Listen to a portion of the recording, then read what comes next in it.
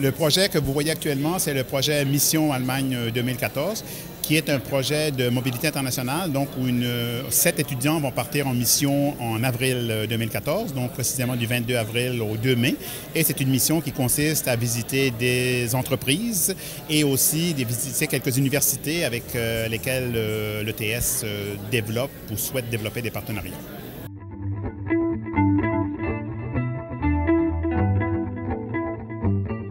Ces projets sont financés d'une part par l'ETS, bien entendu, qui donne une bourse de 2 000 $ donc à chacun des étudiants qui participent à la mission.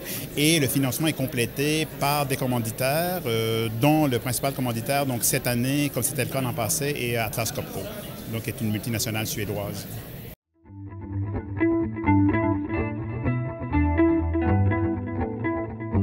Mais la réaction des partenaires, donc la compagnie Atlas Copco a financé pour la première fois l'an passé la mission Suède en 2013 et bon, comme elle a été ravie finalement donc du projet des étudiants, et les étudiants ont fait une présentation donc devant les responsables d'Atlas Copco donc au retour de la mission et ils se sont montrés vraiment intéressés par le projet et il y a une bonne chance qu'ils financent encore donc le projet cette année donc pour la mission en Allemagne.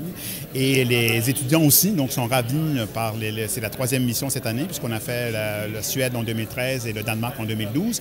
Et les étudiants sont ravis de cette mission. Ça leur permet justement donc de faire des contacts dans des universités, dans des entreprises, éventuellement pour des stages. Enfin, donc c'est un peu le but de ce type de mission.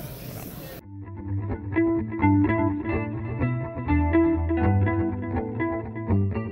Oui, le défi, c'est de préparer cette mission parce que là, justement, on part en avril et depuis déjà le mois de janvier, on se réunit chaque semaine.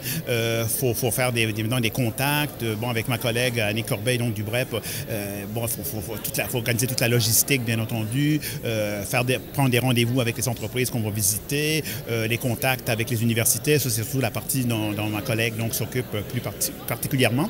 Et dans le cadre du cours de Com115, donc qui est le cours de communication interculturelle à partir desquels les étudiants sont choisis, il y a on fait un suivi justement sur le projet aussi et on essaie dans la mesure du possible de faire une petite thématique chaque année. Cette année, c'est l'Allemagne, donc on essaie de s'intéresser un petit peu plus à l'Allemagne, la culture allemande, l'économie, politique un peu, pour avoir une espèce de portrait pour préparer les étudiants finalement lorsqu'ils arrivent en début de mission, qu'ils aient déjà quand même une bonne idée, une connaissance assez générale donc, sur le pays en question.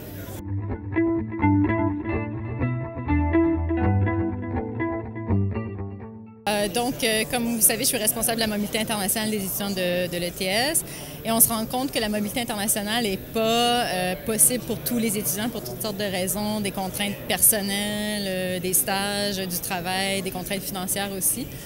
Donc, le but, c'était d'élargir l'éventail de possibilités de mobilité pour des étudiants. Et là, en partant que 2 semaines à l'intersession, ça ouvre une mobilité de plus à nos étudiants. Et de plus, comme c'est offert à des étudiants généralement de première année de bac, l'intérêt, c'est de donner un peu la piqûre à des étudiants pour une première expérience. Et peut-être, après, de les encourager à postuler, par exemple, pour une mobilité de plus longue durée par la suite.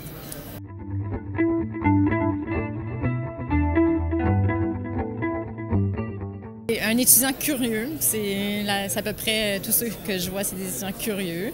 Il y en a pour qui la motivation est purement professionnelle. Ils savent maintenant, les employeurs le disent de plus en plus, une mobilité, une expérience internationale est bien perçue par l'employeur sur le marché du travail, dans le CV. Donc pour certains étudiants, c'est vraiment une démarche purement professionnelle.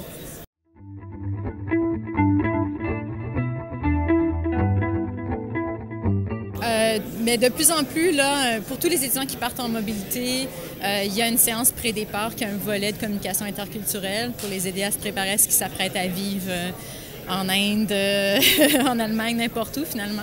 Il y a aussi, tout dépend, il y a aussi des formations qui se donnent à l'école, par exemple, que j'offre au niveau du service des stages, du service de placement pour les étudiants internationaux, pour mieux apprivoiser la culture du travail au Québec. C'est un autre exemple de communication interculturelle, mais dans le sens inverse, donc pour les étudiants internationaux, pour mieux apprivoiser la culture du travail au Québec.